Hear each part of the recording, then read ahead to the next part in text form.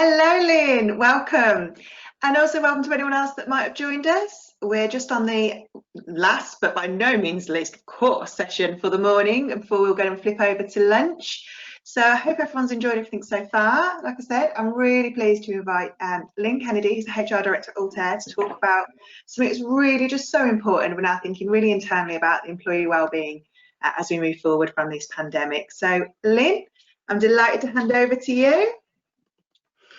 Thank you very much, and thank you for having me. Good morning or good afternoon, everyone. So just before we start, a little bit about me. I am the HR Director at Altair. I have around 20 years experience in HR, much of which is in consultancy and very employee relations focused. Also in my spare time, I work as a governor for a school in Sevenoaks, Trinity School. So in terms of the reasons why we arrived at the choice of wellbeing for today, some of the discussions that I've been having with my fellow governors is around the real importance of wellbeing in general, but also in terms of the need to really focus on wellbeing following the pandemic and the impact that that will have on our employees and colleagues within the education environment.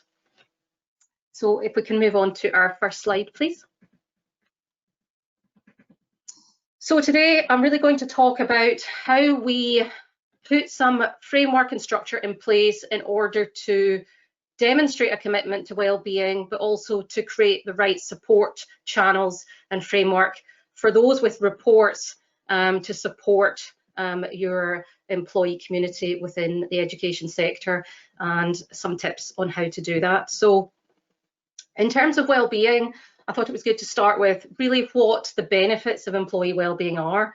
Having been through the recent crisis, and obviously we're still living and experiencing some of that, and with the changes that are starting to take place in the education sector and moving into some return to school, it's important to think about what some of those benefits may be in terms of how you can support your staff. So really, the benefits of employee wellbeing really help to create and promote higher levels of resilience within your employees, and also to foster some better coping mechanisms so that should they find themselves facing difficulties, they are better equipped to deal with that. And of course, most importantly, good wellbeing is really an essential part of creating a mentally healthy school. I think speaking with others within the education sector, there is a real focus on mental health and wellbeing commitment for pupils, but are we doing enough and sharing some of those same values with our employees and ensuring that that is consistent across the school environment?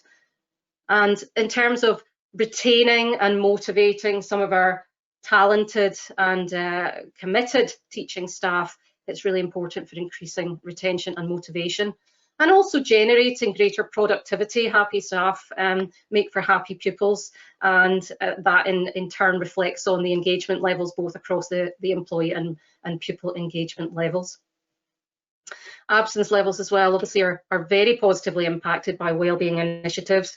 It's a good way to really catch things at an early stage to ensure that employees are properly supported, but also if you have individuals who are on long-term sick and may be suffering from mental health issues, that the right support network is in place in order to help to return them to the working environment in the best possible way and help them to stay there as well. Next slide, please. So what can you do to start thinking about introducing some of these strategies? First and foremost, and now this is something working in consultancy that I see across many sectors, is that where wellbeing is not successful as a strategy or initiative is where it's done on an ad hoc level, or workshops are created and provided for staff, but it's not built into the overall strategy and considered a cultural objective. So there should really be a very clear commitment to wellbeing that is seen through a documented strategy within your environment, so that it's seen as a very holistic value for staff which is reflected in a way which is aligned with commitment to pupil wellbeing as well, and that's seen as a very fluid and consistent value across the whole school environment. And ensuring that internal practices all foster that culture of well-being and positive mental health. And I'll talk a little bit more about some of the ways in which you can do that. So how can you open up some of those channels and create some of those very important support systems for staff to talk about mental health? It's very important that they know where to go to do that and that they have options if they need to. And as a senior leadership team, does your model promote an approach which encourages a positive work-life balance? It encourages staff to self-care and also encourage an attitude to mental health which promotes openness and encourages staff to talk where there are concerns, issues, or where they really need to open up about some of their own mental health concerns. And I think in terms of moving that into some of the wider strategy and creating that holistic commitment, looking at your appraisal process is a good example. So recognising some of those positive behaviours from employees as part of the appraisal process, as well as tangible targets, can really help to reinforce that commitment to well-being. So what I'm talking about there is, you know, as in the education sector, there's obviously some very important tangible targets that need to be met in terms of the performance of the school and performance of departments. But in terms of how your employees conduct themselves on a daily basis, if you have employees who are demonstrating consistently positive behaviours that are positive in terms of the school culture and aligned with your environment, then they should be recognised as part of that appraisal process. It can really help to reinforce that positive culture. Next slide, please. So what are some of the things that you can do to take some action and start putting some really supportive elements in place, and the tools and frameworks that you can look at in order to support your employees on a level of well-being which creates positivity and encourages them to come and talk about some of those issues? I think the first important place that I would want to start is, are your managers, or as in those who have direct reports, equipped to hold some of those difficult and sensitive conversations? Now, many people have people management responsibilities, but with that, there are some soft skills and requirements in terms of being able to open up some of these conversations and know how to take the direction of that conversation in a way which is positive and helps to develop and progress the conversation with an individual who may be suffering from difficulties. And I think this is one of the areas where I see some of the most challenges in terms of dealing with well-being issues and dealing with mental health concerns, is that managers themselves do not always feel comfortable to open up these conversations or what to do when somebody approaches them with some sensitive concerns. So make sure there are indicators in place to recognise issues early and offer support. So do your managers understand what some of those flags are and what the steps are that they should take in order to support? Creating some of those tools for managers to do the above with confidence. So if they feel confident to have those conversations, then those conversations will have much more positive outcomes. And talking about some of the things I said earlier around things like absence levels, if you can capture some of those issues at a very early stage, you're far more likely to have a positive outcome in terms of sustaining someone's attendance at work and being able to give them the right sort of support to remain at work or indeed not be absent for particularly long periods of time. And one of the ways that you can support the managers is obviously providing them with some essential training around some of those difficult and sensitive conversations. There are resources out there that they can use in order to do that. Now, there are a couple of things you can do there. There's some professional training that they can do, but also I think creating and opening up dialogue amongst your management group and those with direct reports so that they can share that with peers and colleagues and discuss how they're going to approach that situation, and also to discuss openly that it's okay to talk about mental health. In order to support that particular group, you can also look at identifying and promoted promoting wellbeing champions and perhaps mental health first aiders within the school environment. And I've described it there as directed wellbeing champions.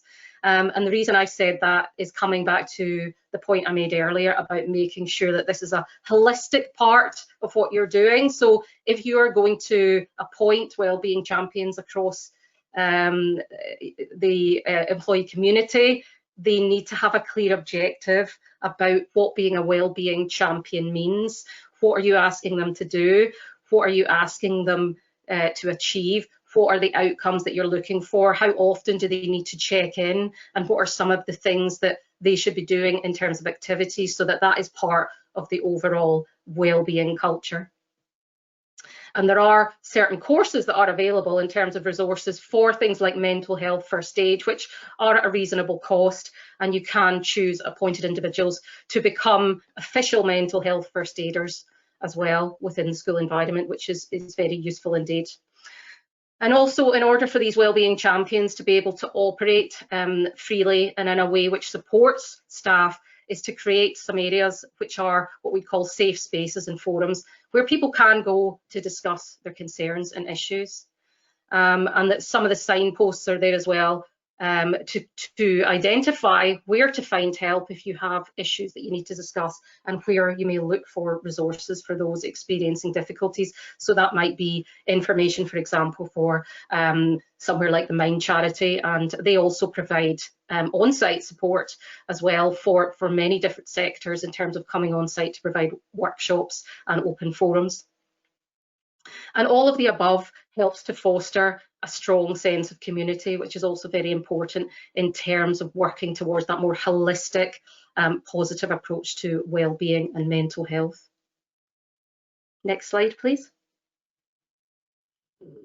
So just coming back to my point about coaching for managers and those with direct reports, because I do feel that this is a really key area in which to achieve success in terms of ensuring that the well-being framework is there. So that coaching needs to include some of the following: really being able to recognise the key indicators and early flags when someone is struggling, when someone is having mental health issues. And we're coming through what has been an incredibly difficult period in many sectors, and in particular the education sector. You're going to have individuals who are potentially returning to work, who have been continuing to work as key workers throughout this whole period, who may be suffering from issues. They may have had bereavements. There may be issues at home relating to partners who have lost employment, and so on and so forth. So this is a real key point to make sure that the managers are equipped to cope with some of these issues. So how do they open up those conversations, give them the confidence to broach the subject if they feel that someone is struggling? How do they do that?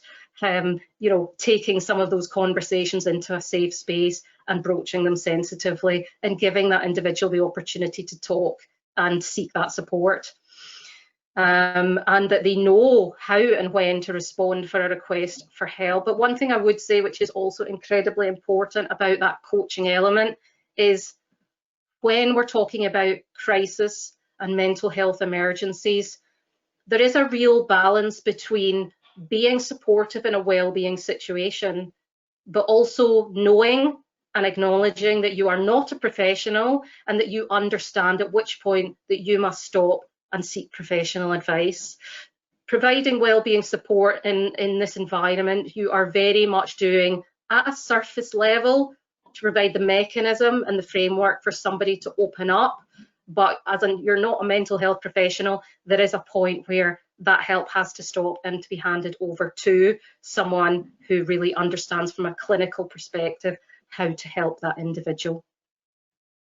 And then on a wider level, and looking to the future and creating some longevity around some of the things you might do, is that managers understand some of the key items around what are the things they can do to help someone either stay at work or to help to return someone to work. So it's important that they are educated around areas such as reasonable adjustments. So returning a member of staff to work after a period of absence, which may be mental health related, sometimes some very small changes may help to facilitate that return to work. It may be a phased return, it may be reduced hours, it may be reducing some of their duties for a period of time and providing additional support throughout that, and that may help them to come back to work perhaps quite a few months earlier than they may have done otherwise. So understanding those reasonable adjustments, understanding some of that time off and returning to work, and what the process is for that check-in and keeping in contact while someone is absent for mental health issues is also really important. So if you are keeping up that dialogue and they feel supported, they're far more likely to return to work earlier, because you've been continuing to support and hold conversations about how you can support that return to work. And also provide them with resources for further action. And for anyone that's interested, I'm obviously happy to send on useful resources for you later, and can do that if anybody wants to ask for it.